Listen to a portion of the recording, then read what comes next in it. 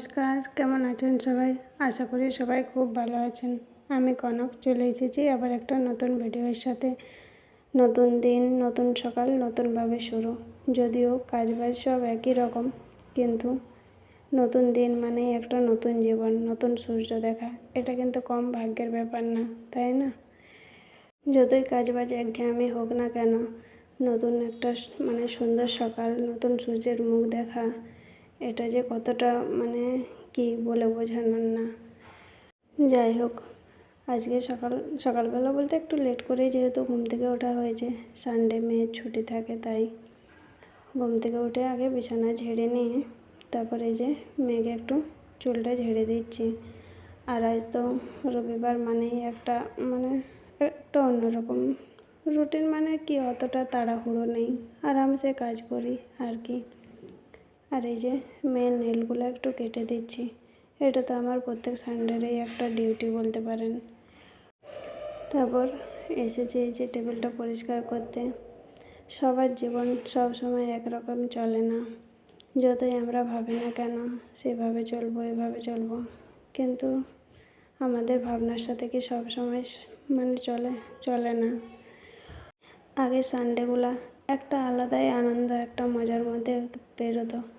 এখন সানডে আসে পেরিয়ে যায়, কোনো সেরকম ইয়ে নেই। আগে অপেক্ষা করে বসে থাকতাম কবে সানডে আসবে, কিন্তু এখন যেন সানডেটা একটা বিরক্তির মতো লাগে। হ্যাঁ, একটা জিনিস ভালো লাগে যে মেয়ের ছুটি থাকে, কাজের চাপটা অতটা না। কিন্তু সেই আগে সানডেগুলো একটা অন্যরকম পেরোতো। সানডে একটু বাজার ঘুরতে যাওয়া, একটু কেমন যেন ঠিক বলে বোঝাতে পারছি না আসলে। যাই হোক, জীবন মানেই তো চড়াই উতরাই আছে, তাই না? কখনো ভালো চলবে, কখনো খারাপ চলবে, কিন্তু যেমনই চলুক না কেন, যদি হাসি খুশিভাবে নিজের কর্ম ঠিকভাবে করা যায়, তাহলে একদিন না একদিন সব ঠিক সুন্দরভাবে ফিরে আসবে, এটাই আশা করি। আর এইভাবেই চলছি। আর যেহেতু সকালবেলা তো কাছাড়ার পেটি ফেলা হয়নি, লেট করে ওঠা, লেট করে ঝাড়ু দেওয়া, তারপরে ঝাড়ু দিয়ে নিয়েছি। আজ আর ঘর মোছার ভিডিও করিনি। চলে এসেছি স্নান করে ছাদে। সকাল সকাল হলেও খুব একটা দেরি হয়নি, যেহেতু এখনও ছাদে রোদ আসেনি, তার মধ্যে কাজ হয়ে গেছে। হ্যাঁ, নাস্তা করার তো সকালবেলা চাপ বলতে স্নান করে একেবারে নাস্তা করব।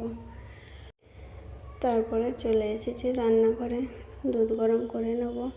নাস্তা বলতে কি করব, কাল রাত্রে রুটি বানিয়েছিলাম, সেই রুটি দুটো রয়েছে। আর ডাল বানিয়েছিলাম, আলু আর ডাল দিয়ে একটু সবজি মতো, সেই ডালও রয়েছে। তাই মেয়ের জন্য একটু ম্যাগি করে দেবো আর একটু ডিমের অমলেট ভাবছি। আর আমি দেখি কি খাই। এই যে চলে এসেছি, মেয়ের জন্য ম্যাগি বসিয়েছি আর একটু ডিমের অমলেট করে নিচ্ছি। আর ওই যে দুটো রুটি রয়েছে, সেটা একটু বাটার দিয়ে গরম করে নেব।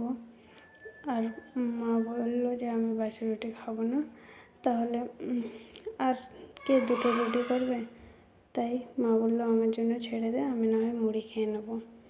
তাই মা মুড়ি খেয়ে নিয়েছে আর আমরা এগুলো খাবো। কারণ এখন অন্য কিছু নাস্তা বলতে তো সেই রুটি, ম্যাগি থেকে মা খুব একটা খায় না।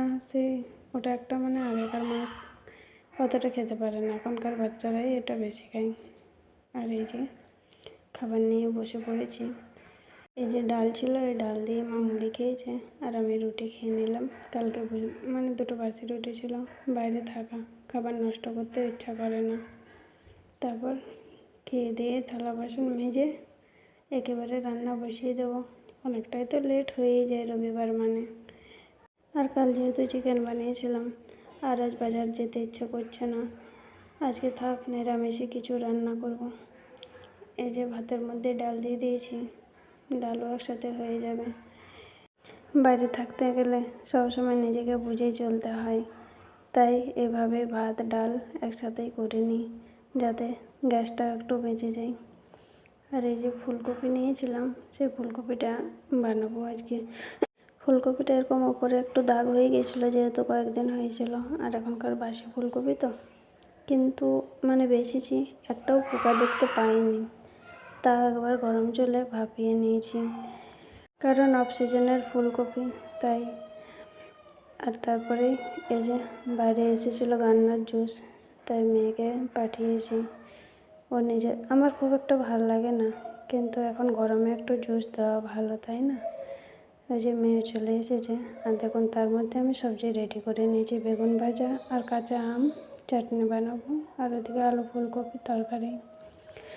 চাটনির সাথে একটু পাঁপড় হলে ভালো লাগে, কিন্তু আজ পাঁপড় বানাবো না। এই যে আমি আলুর চিপস বানিয়েছিলাম, সেই আলুর চিপসগুলো একটু ভেজে নেবো, তাহলে ডালের সাথেও হবে, পাঁপড়ের সাথেও, মানে কী বলে, চাটনির সাথেও হবে। তাই আলুর চিপসই ভেজে নিলাম। আর এদিকে ফুলকপিটাও বসিয়ে দিয়েছি। বাকি সব রান্না হয়ে গেছে, ফুলকপি হলেই হবে। এই যে আমের চাটনি একটু বেশি করেই করেছি, যাতে কালকেও হয়। আর এখানে বেগুন ভাজা রয়েছে, আর এর মধ্যে রয়েছে ডাল। আজ রবিবারটা নিরামিষেই না হয় থাক, মাছ মাংস তো খাওয়া হয়ই মাঝে মধ্যে, তাই না? আর তার চেয়ে বড়ো কথা যে একা নিজেকে যেতে হয়, তো তাই একটু বিরক্ত লাগে। চলুন তাহলে। আর এদিকে দেখুন ভাতও হয়ে গেছে, প্রেসার কুকারে দিয়ে দিয়েছি। যতক্ষণ না ফুলকপি হচ্ছে ততক্ষণে রান্নাঘরটা একটু গুছিয়ে নিই। বেকারে বসে থেকে কী করব, তাড়াতাড়ি কাজ এগিয়ে নেওয়াটাই ভালো, তাই না? আর কিছুদিন ধরে এমন হচ্ছে না, টাইম মতো ভিডিও ঠিকঠাক দিতে পারছি না। চেষ্টা করছি, কিন্তু কিছুতেই আর টাইমের মধ্যে হচ্ছে না, টাইম পেরিয়ে যাচ্ছে। যাই হোক, আপনারা একটু পাশে থাকবেন, তাহলেই হবে। আর যদি ভালো লাগে একটা লাইক সাবস্ক্রাইব করে আপনাদের মতামত অবশ্যই জানাবেন কেমন হয়েছে আজকের ভিডিওটা। হ্যাঁ, এখন প্রথম ভালো হবে না জানি, কিন্তু চেষ্টা করছি যাতে আর একটু ভালো করা যায়। রান্না তো আপনাদের দেখিয়েছিলাম, আর এই দেখুন চিপসটা, এটা সরিয়ে রেখেছিলাম, দু একটা একটু লাল বেশি হয়ে গেছে, কোনো ব্যাপার না, বাড়ির চিপস তবুও ভালোই লাগে, নিজের কষ্ট করা।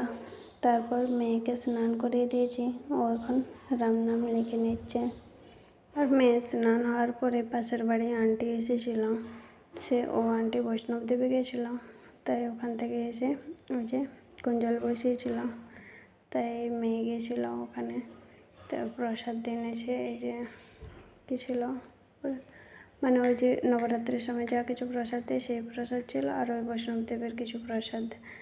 এই লাঞ্চ বক্সটা কিন্তু খুব সুন্দর। আর এই যে এখানে অনেক রকমের চিপস রয়েছে। এই পানিপথে এসে মেয়ের অনেকগুলো এরকম প্লাস্টিকের বক্স হয়ে গেছে, তার মধ্যে এটা অনেক সুন্দর আছে, এটা স্কুলেও নিয়ে যাওয়া যাবে। এরকম গরম খাবার হবে না, কিন্তু একটু ঠান্ডা খাবার বেশ ভালো হবে। ওর যেটা নিয়ে যায় সেটাতে স্টিল তো, তাই গরমটা অসুবিধা হয় না, কিন্তু এটাও খুব ভালো, অনেকটাই শক্ত আছে দেখছি। আর এই যে অনেকগুলো চিপস দিয়েছে। তারপর তো মেয়ে এসে ওই প্রসাদে খেয়ে নিয়েছিল, বললো একটু পরে ভাত খাবো। চলেন তাহলে। আর এই যে দুটো চামচই, তাহলে পরে আসছি। তারপর তো আর ভিডিও করিনি, একেবারে সন্ধ্যাতে চলে এসেছি। এই যে কৌটোগুলো ধুয়ে নিয়েছিলাম, এগুলোর মধ্যে মশলা রেখে নেব, কারণ যেহেতু মাছ ঢুকে গেছে, কী কী আনতে হবে, কী কী আছে সেই সব দেখিয়ে নিতে হবে। আর কম কম করে মশলা রাখি, যাতে মাঝে মধ্যে খুব জোর 20 দিন বা 20 দিনের মধ্যে কৌটোটা ধুতে পারি, নয়তো আবার অনেক কেমন সে তেল চিটেও হয়ে যাবে, আর আমারও খাটালি বেড়ে যাবে। তাই আলাদা করে আর রান্নাঘর পরিষ্কার করার আমার খুব একটা কষ্ট হয় না, কারণ যখন যেটা শেষ হয়, যা হয়, কৌটোগুলো ধুয়ে নেওয়ারই চেষ্টা করি। আর বেশি নোংরা বলতে এই মশলার কৌটোটাই হয়, যেহেতু এটা বাইরে থাকে, একটু তেলে চিড়েও পড়ে যায়, আর হলুদ থাকে তো একটু দাগও হয়ে যায়, যার কারণে। আর এখানে জিরে পাউডার পাওয়া যায় না, তাই গোটা জিরেটা কিনে আর ওটাকে পেস্ট করে রাখি। এরা জিরে পাউডার মনে হয় ইউজ করে না, তাই হয়তো পাওয়া যায় না। এই যে এটা জিরের প্যাকেট, এটারও অর্ধেকটা পেস্ট করে নিয়েছি, আর কিছুটা গোটা রেখেছি ফোড়নে দেওয়ার জন্য। আর এই যে এর মধ্যে রয়েছে কালো সর্ষে, যে এমনিতে দরকার হয় না, কিন্তু এই যে কারি বানানো হয় তখন কালো সর্ষের ফোড়ন ছাড়া তো আর খুব একটা ভালো লাগে না, আর কালো সর্ষে ফোড়নেই দিই কারিতে, তাই না? নয়তো এরকম মাছ টাছ বানালে বেশি সময় সাদা সর্ষেটাই দিই। আর আগে তো ওর মশলা কোটার মধ্যে লবণ রাখতাম, কিন্তু এখন ভাবছি এই আলাদা করেই রাখবো। একটুখানি আছে, বাজার করতে হবে, আরও বাজার নিয়ে আসতে হবে। দেখি আজকালের মধ্যেই যাব তখন। আর পোস্তর কৌটোটাও খালি করে ধুয়ে নিয়েছিলাম, অনেক দিন হয়ে গিয়েছিলো, তাই একটুখানি বেঁচে আছে। বাড়ির থেকেই নিয়ে আসা হয় 1 কিলো মতো, সেটাই যতদিন চলে। আজকে তাহলে আসি। সবাই ভালো থাকবেন, সুস্থ থাকবেন। নমস্কার।